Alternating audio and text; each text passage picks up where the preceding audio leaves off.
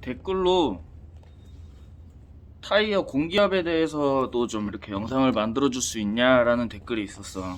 그래서 타이어 공기압에 대해서 이렇게 한번 찍어 봐야 될 것 같아 가지고 켰는데, 이 자전거도 엄청나게 종류가 많고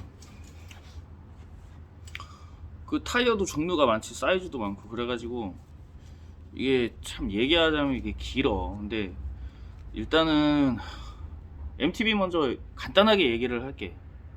아니다, MTB가 아니라 일반적으로 얘기를 하면, 타이어의 옆면에 보면 PSI 단위나 바 단위로 양각으로 새겨져 있거나 인쇄가 되어서 타이어 옆면에 미니멈과 맥시멈의 공기압이 써져 있어. 근데 그거를 보면은 맥시멈으로 넣어버리시는 분들도 있고, 최대 공기압이 적정 공기압이라고 생각해서 뭐 이제 아니면은 뭐 일단 뭐 딱딱하게 될 때까지 넣는 분들도 있고. 그런데 타이어는 일반적으로 최대 공기압에서 80% 정도 해서 넣으면 뭐 어느 정도 대충 맞아. 80% 정도라고 하면 MTB 타이어 뭐 일반 클린처 기준으로 봤을 때 보통 60에서 70 정도를 최대 공기압으로 써놓거든. 그러면은 뭐 절반이면은 뭐 한 30, 35 정도 나올 거니까 한 40에서 45 정도 넣으면 되겠지.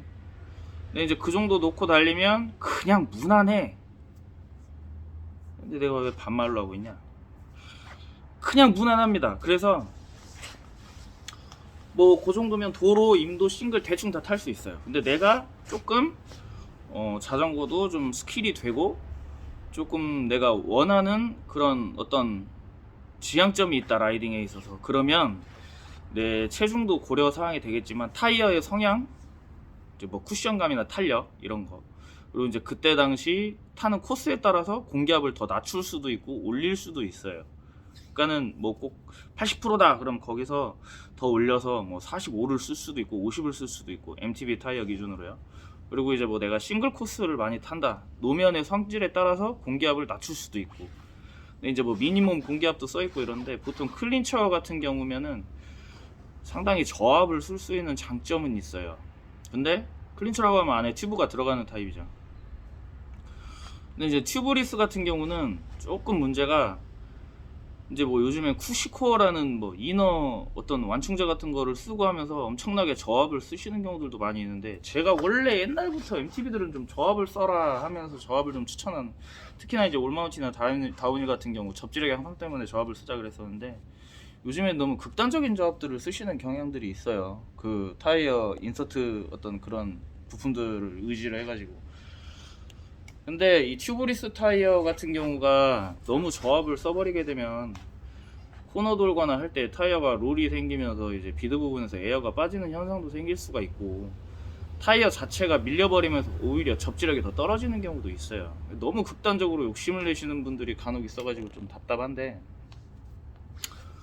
아주 저압을 쓰고 싶을 때는 저는 오히려 인서트를 쓰는 것보다는 다운힐 전용 튜브 같은 걸 써서 압을 낮추는 게 오히려 더 이제 타시는 부분에서는 컨트롤하기에 자전거를 다룰 때 더 이점이 많다라고 저는 개인적으로 생각을 하고, 이제 뭐 MTB 뭐 다운힐이나 올마운틴 이상 타신 분들은 어느 정도 뭐 많이 알아보시고 경험도 있고 하실 거라고 저는 생각은 하는데, 그래도 모르시는 분들은 모르긴 하더라고요. 이거는 굉장히 호불호가 많이 갈리는 부분이라서 얘기하기가 좀 그렇고, 공기압은 보통 30 전후 정도가 이제 저압을 쓴다라고 보시면 되고, 뭐 요즘에는 30 언더 20 PSI 때도 많이 쓰긴 하는데, 타이어에 따라서 달라요. 그게 뭐 무조건 그렇게 쓰면 되는 게 아닙니다. 타이어가 이제 모델에 따라서도 차이가 있지만, 제조사 차이의 경우에서도 슈발베 같은 경우는 타이어가 이제 고무 자체가 좀 얇아요. 얇고 흐물흐물한 스타일의 그런 타이어들이 많아서 압을 적게 써버리면 타이어가 월이 무너져요. 이렇게 막 밀리고. 그래서 좀 저압을 쓰기에 적합한 타이어는 아니고, 그리고 이제 좀 맥시스나 미쉐린 같은 타이어들은 무게감도 좀 타이어가 있지만 이 월이 좀 탄탄하고 두꺼워요. 고무 자체가 이제 좀 약간 버텨주는 그 강도가 좀 있어서 좀 저압을 써도 타이어가 쉽게 자세가 막 뭉개져 버리진 않습니다. 타이어에 따라서도 좀 압을 달리 설정하셔야 되고, 사이즈의 문제도 있지만 타이어 그런 모델 제품에 따라서도 조금씩 달라요. 이제 로드로 넘어가면, 로드는 이제 보통 뭐 100 이쪽 저쪽 많이 넣으실 거예요. 105, 110, 뭐 95, 90. 로드 같은 경우는 튜블러에 따라서 튜블러냐, 클린처냐, 튜브리스냐에 따라서 이제 또 달라지는데 그것도 이제 보면은 요즘에는 타이어 사이즈를 많이 다채롭게 쓰시잖아요. 요즘에 또 23 잘 안 쓰죠. 25, 28, 30 이쪽 저쪽까지도 쓰는데 타이어는 사이즈가 커질수록 최대 공기압이 낮아집니다. 그리고 이게 이제 고려를 많이 하셔야 되는데 최대 공기압도 타이어 옆면에 MTB 아까 말씀드린 것처럼 다 똑같이 써 있어요. 그걸 이제 참고를 하면 되는데 최대 공기압이 이제 뭐 80% 하면 보통 100 이쪽 저쪽이 나와요, 일반적으로. 근데 이제 생각하시는 것들이 또 다 다르실 텐데 너무 고압을 쓰게 되면은 뭐 튜블러 같은 경우 고압을 쓸 수가 있잖아요. 고압 쓰기가 용이하잖아요. 너무 고압을 쓰면은 이게 안에서 타이어를 탱탱하게 밀어내는 힘이 너무 강하다 보니까 약간의 외부 데미지에도 스크래치 나고 말게 그냥 쫙 벌어지면서 찢어버리는 경우들도 생겨요. 그래서 뭐든지 지나치면 좋지 않아요. 그리고 또 튜브리스 같은 경우에는 압이 너무 높아도 문제고 너무 낮아도 문제예요.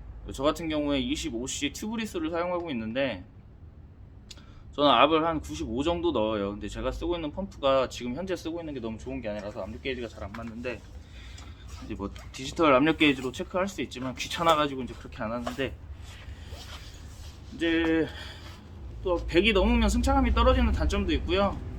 90 정도 밑으로 내려가 버리면 자전거가 이제 좀 추진력이 이제 나가는 맛이 경쾌하게 안 나가는 맛이 좀 있어요. 그래서 저는 이제 95 정도 넣는데 이게 계절 따라 또 달라집니다. 이게 여름 같은 경우는 공기압을 너무 많이 넣으면 햇빛이나 노면 열기에 달궈져서 터져버리는 경우도 있어요. 그래서 공기압을 여름 같은 경우에는 원래 내가 선호하는 공기압보다 한 5% 정도 좀 적게 넣는 거를 권장해 드리고 겨울철 같은 경우도 너무 빵빵하면 또 안 좋아요. 이게 왜 그러냐면 겨울철 같은 경우에 생각보다 이 기온이 이 장비들에 미치는 영향이 생각보다 좀 영향이 꽤 돼요. 그래서 고무도 좀 뻣뻣해지고 이런 게 있기 때문에 승차감이 또 너무 안 나와요. 그러면은 노면에서 진동이나 충격도 오는 게 또 내 몸도 뻣뻣해져 있기 때문에 더 딱딱하게 올라오고 그래서 겨울철도 마찬가지로 약간 부족한 것도 나쁘지 않습니다. 예.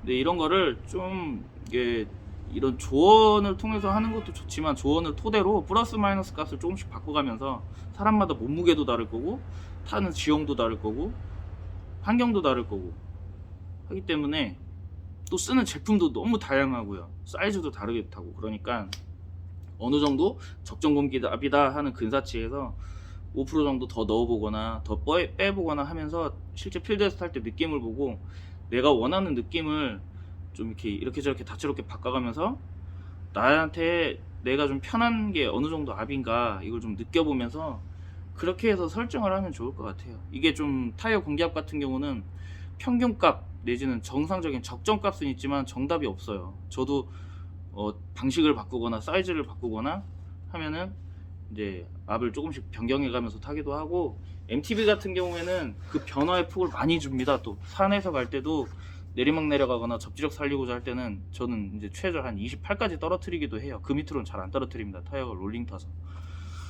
그래서 이제 좀 타이어 공기압 같은 경우는 일반적인 샵 사장님들도 그냥 저도 마찬가지예요. 일반 손님들한테 이게 말하기가 되게 귀찮고 피곤해요. 사실 디테일하게 말해줘봐야 뭐 받아들일 수 있는 사람도 많지 않고요.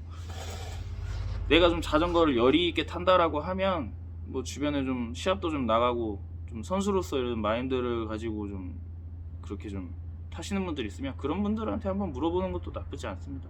요즘에는 또 SNS 워낙 활발하게 하니까 선수분들 같은 경우에 이렇게 DM으로 물어보셔서 한번 상담도 받아보세요. 인스타로 소통하시는 분이 있으시면 이렇게 광범위하게 뭐 전체적인 걸 가지고 이렇게 다 세세하게 짚기는 되게 어려운 부분이기 때문에 일단은 일반 분들이 뭐 모르시면은 매뉴얼 같은 거 참고하시는 게 제일 좋습니다.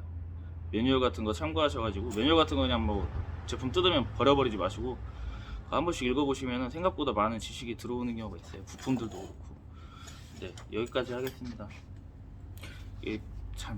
이 영상이 이 설명의 질이 너무 만족스럽지는 않은데 부족한 거 좀 더 다음에는 메워서 설명해 볼 수 있도록 하겠습니다. B급 3류 어중이 떠중이라서 뭐 그렇긴 한데 그래도 이게 다음에 뵐게요.